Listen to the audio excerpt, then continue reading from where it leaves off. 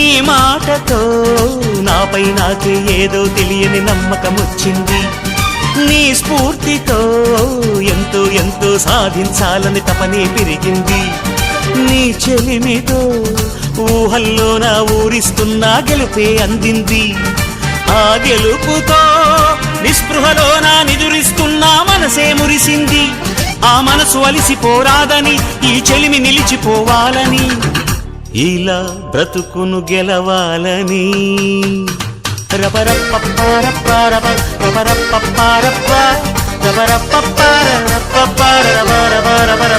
గామ గామ హంగామ మనమే హాయ చిరునామా పాత బాధ గదిని ఖాళీ చేద్దామా.